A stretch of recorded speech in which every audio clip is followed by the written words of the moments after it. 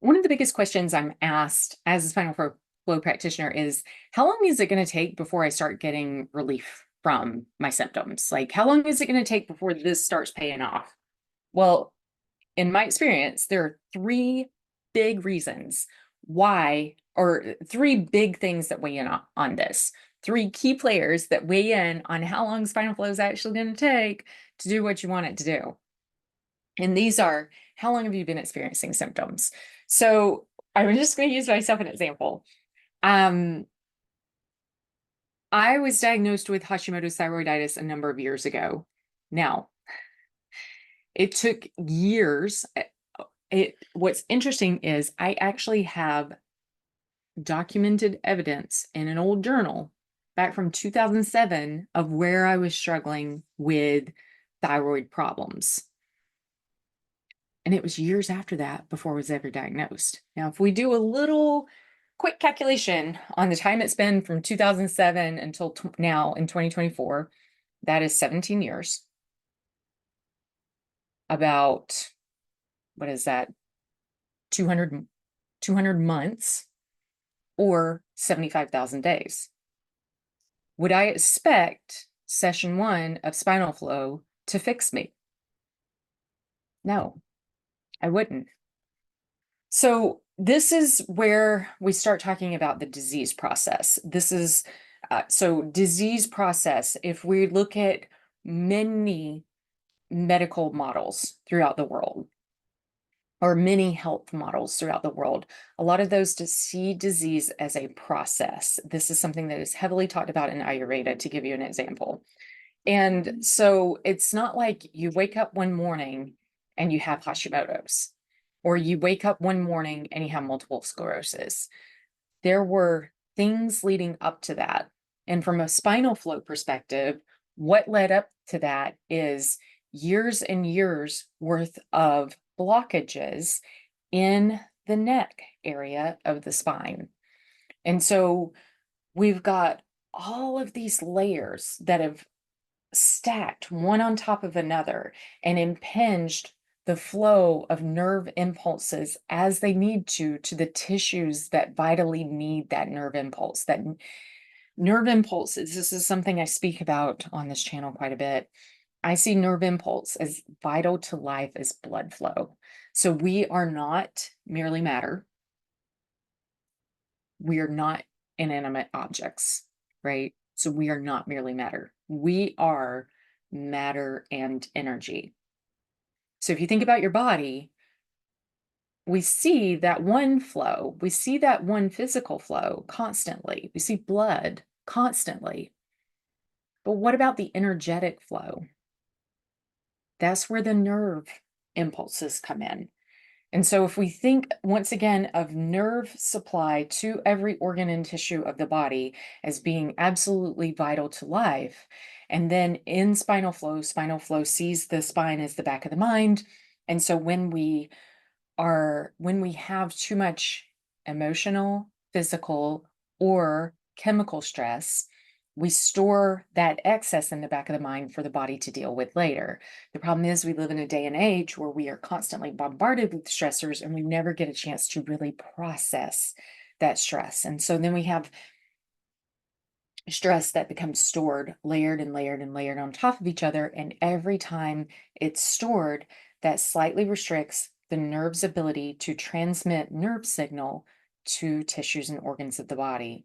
So if we're talking about Hashimoto's, we're talking about nerve supply, which once again, think of that as vital to life is blood flow to the thyroid gland.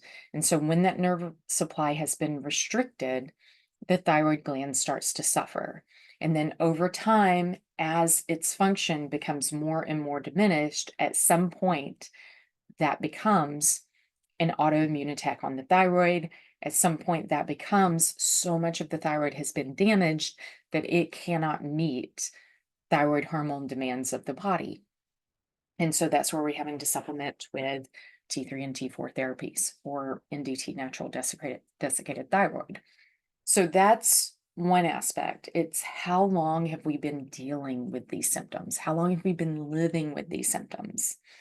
Aspect two is are we still, every day of our lives, are we still layering on these physical, chemical, and emotional stresses? Like, are all of these layers a thing of the past? And now we've got, like, we've cleaned up our diet, we've eliminated these emotional stressors, so we're not dealing with them on a daily basis. We're not we're not having physical stress daily that would be impacting this region of the body. So that's thing two. And for me, this actually, after I started receiving spinal flow therapy, and just so you know, I use the term spinal flow therapy and network spinal analysis synonymously because both of these modalities, I feel that, this is in my personal opinion, work in the same way. They use different access points. They were developed by different people. They work in the same way in the body. I have experienced, uh, I have experienced this personally myself. Okay, so I use both. I use spinal flow a lot to mean both, because spinal flow is just like, this whole channel is about spinal flow. So it just kind of like, and it's easier to say for some reason than NSA. I tend to trip over that. All right, so um let's see. Okay, so I had been receiving spinal flow for a while when I before I realized, like, and I was still struggling. There was one key symptom. For me, it was headaches that I was, and actually, there were two key symptoms: headaches and neck crunchiness. And it's like, I had made so much progress, and then it was almost like I'd regressed. And I couldn't figure out what was going on until I realized that there were still two things in my diet that I didn't have very often.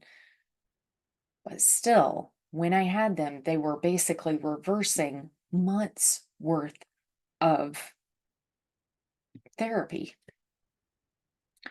And so eliminating those, it allowed me to kind of hit the gas pedal and get back on track and kind of move through those. Now, there's one other key aspect of my life that is still playing a huge role in why I haven't moved beyond it. And I know exactly what it is because I can feel it. There's a difference in how emotional, chemical, and physical stressors or layers feel. And so, what I feel in my neck region now is emotional stress. I was feeling chemical, that was the only thing I could feel. And now I feel emotional. And so I know exactly what it is that I haven't changed in my life yet that is continuing to cause and contribute to that neck crunchiness and to the headaches. Now, that said, both are so much better since I altered my diet. But this is where we cannot expect spinal flow alone to make all of the necessary changes, like to make that, to deliver that transformation that we desire. If we've already done all the other stuff, then spinal flow can be the last piece of it. But in my experience, this does not work in a vacuum. And you have to be willing, you have to be ready, you have to want it, right? So you have to be willing and ready to make whatever changes are are there and become visible to you, because that is one of the, I think that is one of the most profound things about spinal flow is it makes you so aware, like you have this awareness you never had before about what it is that is causing whatever symptoms you're experiencing. And this isn't just on a physical level. This is with every aspect of your well-being: physical, emotional, mental well-being. All right, so moving on to, so that's thing two. So far we've talked about how long have the symptoms been there, because that gives us a great idea of how many years worth of layers of stress we're dealing with. Thing two, stress and blockages we're dealing with in a certain area. So how long the tissue or organ that is struggling, has been struggling, and has been receiving deficient nerve flow. And then thing two is, what are we still doing in our daily lives that is contributing to the problem? And then thing three is how your body responds. And this is the one that is so unique to everybody. And this is the one that if your body's not responding in the way that you hoped it would, it's not because your body's stupid. A lot of times it's because the body has already prioritized what it needs to handle first. And so you might be somebody that your primary goal when you walk into the clinic is, I want relief from headaches and I want it like yesterday. And you're also dealing with constipation, adrenal fatigue, like irregular periods, um,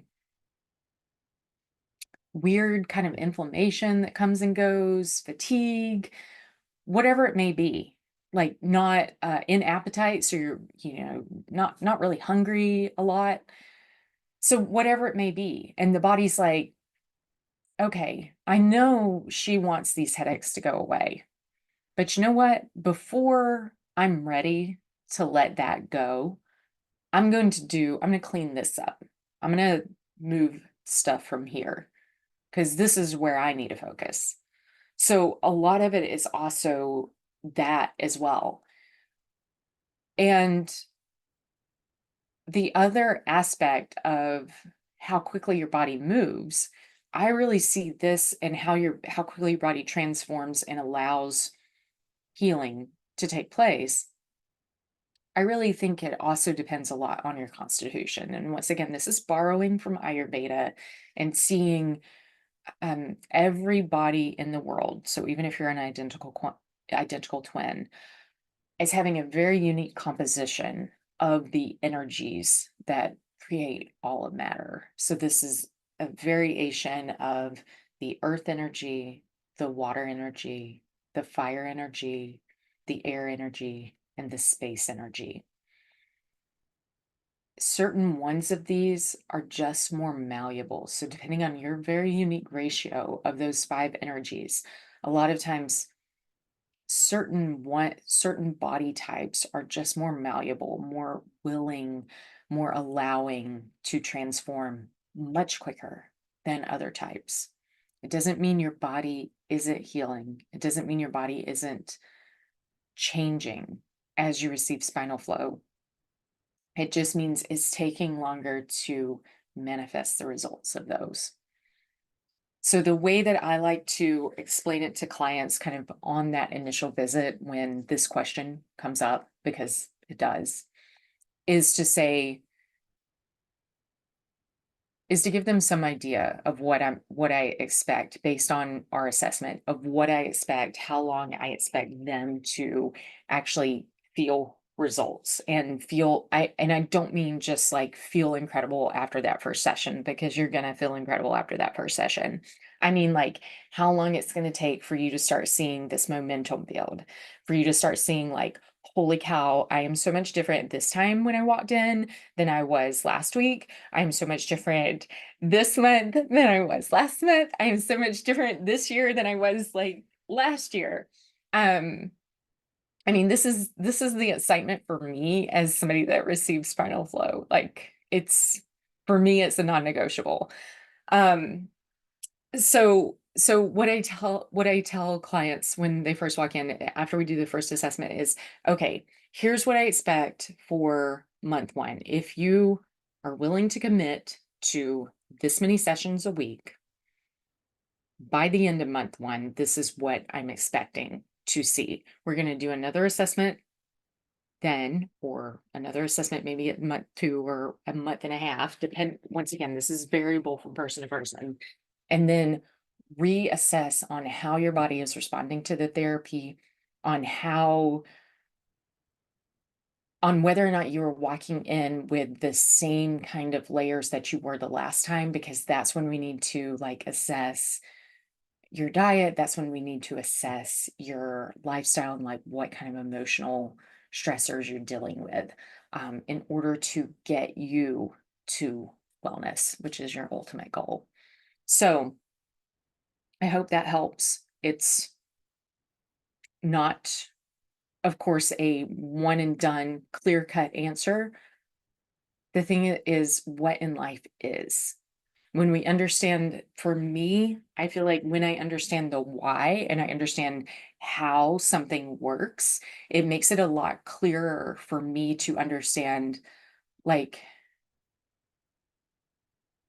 well, and I also think for me, I understood walking in that this was going to be a journey. This was going to be a, yes, I have gotten incredible transformation from Spinal Flow, and I am not done with it. I expect it to be a part of my life from now on. And I also think that there's that aspect of it too, is what kind of transformation are you seeing? What kind of transformation are you experiencing? And are you happy with the results? If you know someone that would love this video, share that link with them. Subscribe to this channel, and I'll catch you in the next video. Till next time, bye.